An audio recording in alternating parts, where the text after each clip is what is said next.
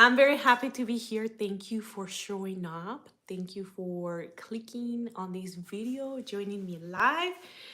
And today, ladies, I want to talk about a very important topic, and that is your relationship with money, and that how your relationship with money can impact your financial future or your financial abundance, like your abundance that you have in your business, in your life. So, welcome to my channel. I am Olga Nelson, known as Polkis. I am a certified money and life coach. And in this channel is where we talk everything that has to do with energetics of money, abundance, personal growth. So, I invite you to subscribe, like this video, and send it to a girlfriend so we all women can elevate ourselves to have more financial wealth, more financial knowledge, and just make it rain. So I want to see if you ladies can hear me right. So I'm going to test my. Okay. Okay, perfect. I can hear myself. Good. Because with these little microphones, you never know. Once you go live, you never know. So I have my notes here. I have my coffee as well. So I'll be looking sometimes at this screen because I need to see, and I don't want to miss any detail.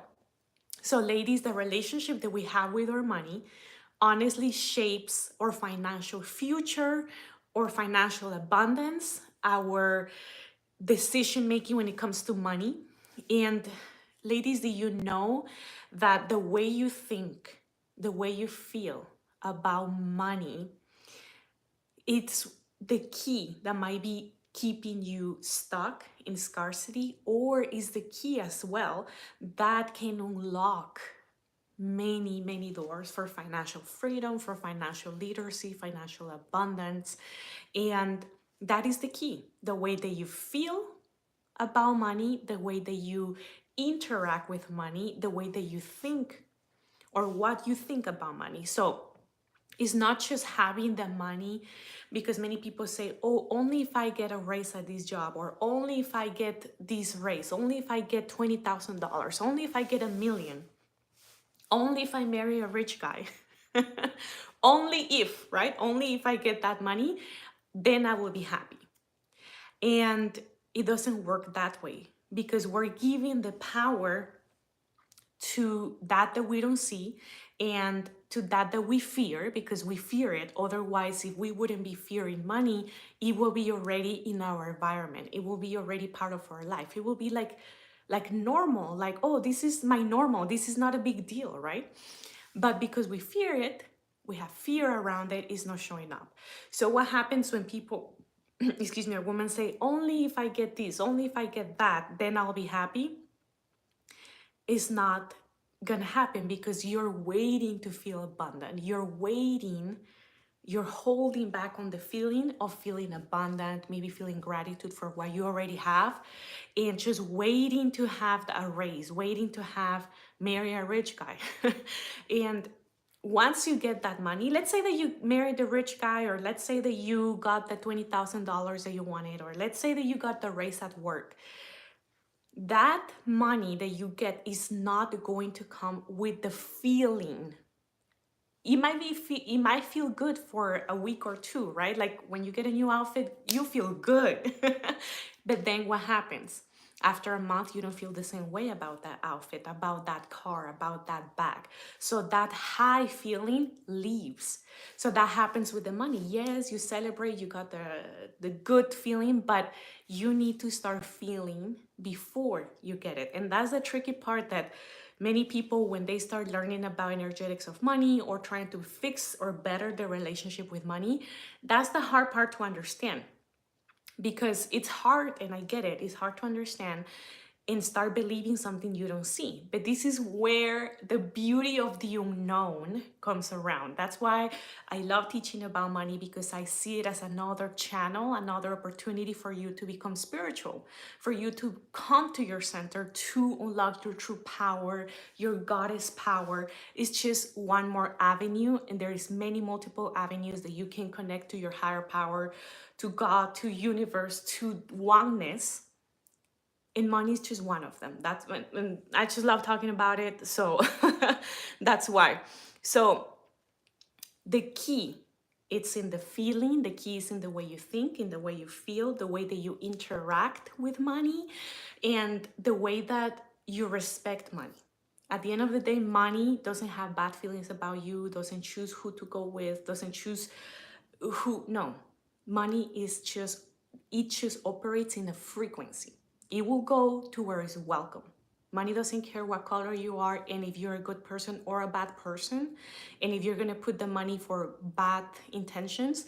It just cares about the frequency that the recipient it has.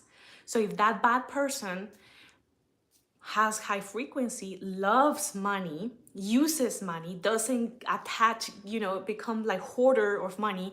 Money loves that frequency. Money loves a good life. Like it just loves to circulate.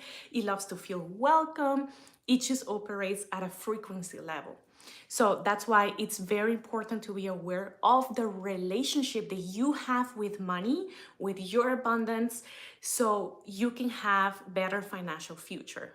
Because yes, we can get the $1,000 to save, we can get the $100,000 to invest, but the way that you feel might not make it happen for you. And that might be one of the reasons, if not the main reason, why you're stuck in where you are. Also, the way that you think. What thoughts come up when you have a bill to pay, when you get your paycheck, when you see someone else having or buying something that maybe you wanted, or when you see your competitor in your business, if you're a business owner, having sales or having clients or having abundance, whatever it is that you do, the thoughts, right? Many people think that, oh my God, only the rich people get richer. The secret is they do. Money loves rich people. Why? Because rich people have good thoughts about money. They think abundantly about money because that's just how they operate. Rich people don't fear money. They take risks. They don't fear it. They're not hoarding. And if they save it, is with a bigger intention of creating something or investing in something. And they put themselves in environments of luxury, right? Like luxury doesn't matter if it's cheap, if it's that, is luxury. You feeling luxurious. So yes, the richer get richer because they're not afraid of money. They respect money. They have a relationship with money, and it's a healthy relationship with money because they think in abundance. They're not underestimating money. They're not underestimating God and underestimating the creator, the abundance, the unlimited abundance that we have, that we don't see, but it exists. They're not underestimating that. They think that every opportunity is a chance to grow, every mistake. Hey, you know what? We're gonna figure it out. God is gonna help us, universe is gonna help us, whatever it is that you believe in. They think that way. They think in abundance. So yes, money loves rich people, and that's why the rich become richer. And what happens with the opposite? Poor people, people that have a broke mindset, a poor mindset, they're always in fear. Fear, it's a very low vibration. Fear, just put yourself in fear right now. You're nervous, your body tenses up, you're like super vigilant of your surroundings. You don't trust, right? When you have fear, you don't trust no one, the outside, the window, your financial future. Fear is just kind of like an icky, not a good energy to be in. And it's natural. We are humans. We have a range of emotions, a range of frequencies. But when it comes to money, fear is not where it's at. Money is like, nope, I don't like being there. They fear me, they're scared of me, don't respect me, they talk shit about this is me being money talking. They're like, oh, they're talking shit about rich people. That's another big mistake, ladies. If you want money, if you want abundance, if you want to help, one of the big mistakes is to judge or criticize rich people. Because guess what? You want to be rich, you want to become abundant, but you're criticizing who has accomplished that. So what signal is that sending to the frequency of money? Oh, they don't like the end goal. They don't like where she's heading to or where she wants to go because she's criticizing the people that are in that frequency. Therefore, we're gonna keep her safe, keep her here where she's comfortable. But then you're gonna be complaining that how come the richer get richer, she got that, maybe she's doing bad business, or that's because she married a rich guy. Yo no sé. That is true. Okay, so ladies, number one is defining your relationship with money. Number one, it's definitely having that awareness in defining your relationship with money. Just being aware and asking yourself, what is my current relationship with money? What thoughts am I having around money when I get paid, when I don't get paid, when I pay bills, when I see people with money, when I see or I'm surrounded by people that have money, or what are my thoughts when it comes to investing or my financial future? Ask yourself all of these questions like, what is my current relationship? What are the thoughts that I have when I see that my competitor get clients, or another girl got what she wanted, or my coworker got the raise, or she got a better job? Like, what are those thoughts behind every action that requires money? Guess what? Money circulating nonstop, 24/7. Every second there is a transaction in the world.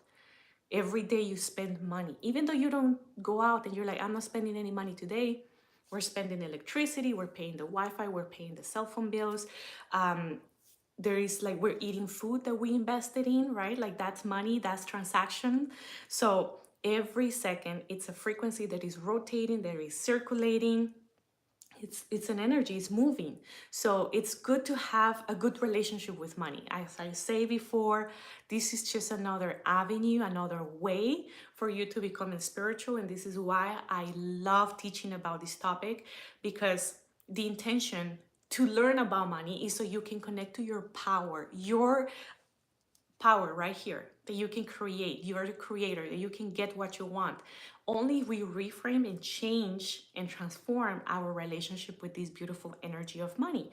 That's what we have in these three worlds.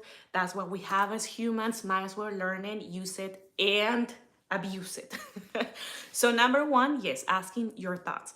Number two, the feelings. Thoughts are, feelings are the result of thoughts. If you have bad thoughts or sad thoughts, you're gonna end up crying, right? Like, the feelings and the emotions, the results of your body, is just the reflection of the thoughts you're having. So let's say that you're thinking happy thoughts, you're like getting excited about going on a date and you're feeling it. You're gonna have a smile on your face, right? So that's the feeling. Feeling is super linked to thoughts. So number one was thoughts, second feelings. What feelings do I get when I get paid, right? One is the thought.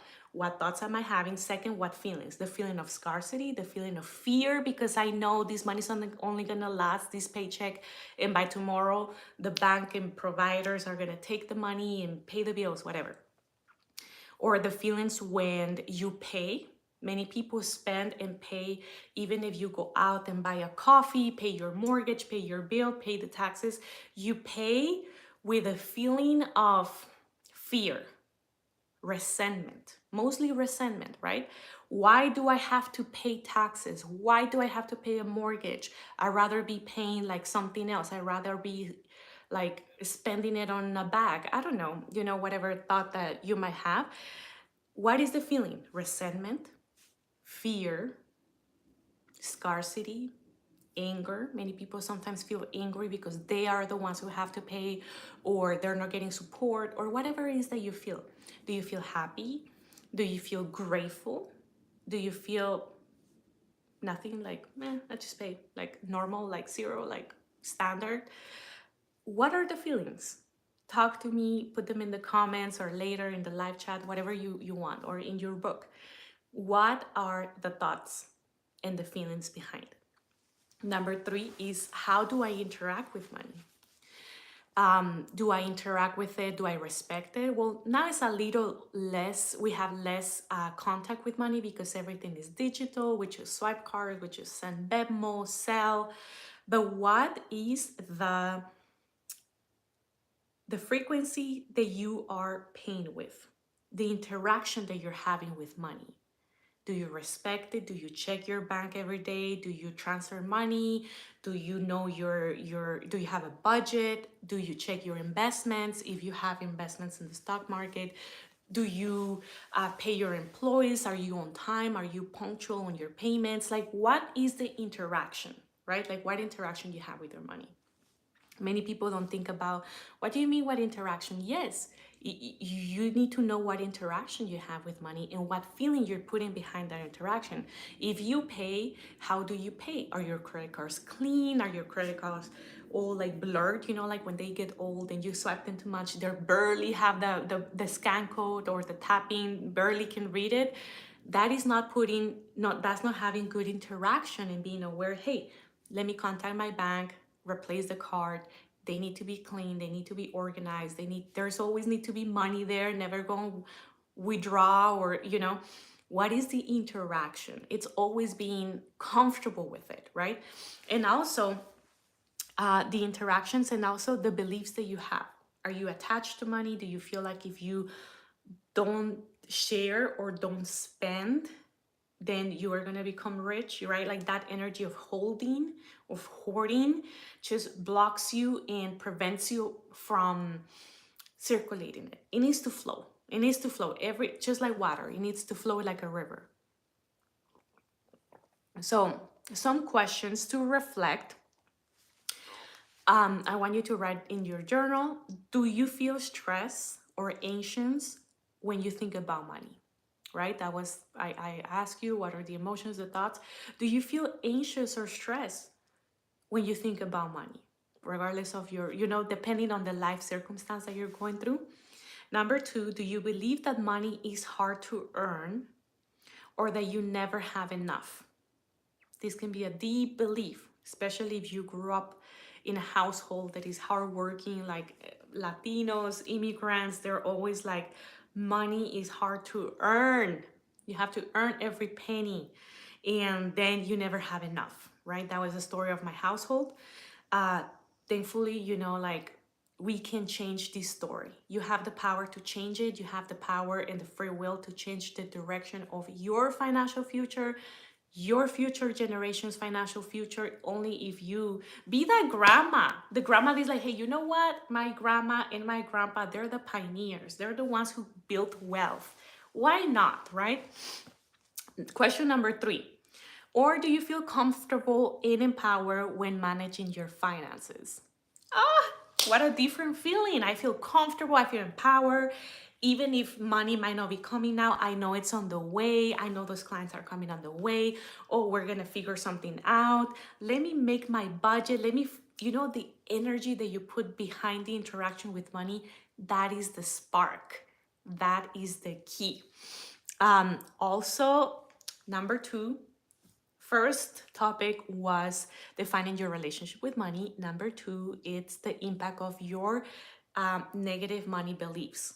I'm not going to go in depth with this because I already made a video in depth just about the limiting beliefs when it comes to money. You can find the whole podcast below. It's called the Money Series Wealthy Woman. I think it's episode number 1 or 2. It's one of the first ones because, as I say, this is core. This is the foundation of money. The beliefs that you have around money, those are the ones who are going to dictate your future. Doesn't matter if you get high pay, high raise, many clients. If you do not believe you're worthy, if you believe that you cannot manage money, if you believe that you have to earn it with sacrifice and all of these, then that will be your reality. If you feel that, oh my God, I'm not financially literate, I don't know how to do this, I'm not worthy, I'm not this, then money is not gonna stay and not gonna be there, right? Or it might come in big amounts, but then as it comes, it goes.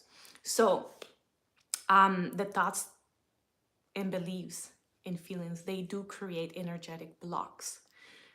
Maybe we self-sabotage sometimes because we are in the feeling of scarcity and being scared of what's going to happen. This is what I say. Money is spiritual, because if you feel that you're not abundant, that there is not enough for everyone, that you don't know if you can pay, then that's going to be your reality. But you have to be a little delusional and truly believe in God, in the universe.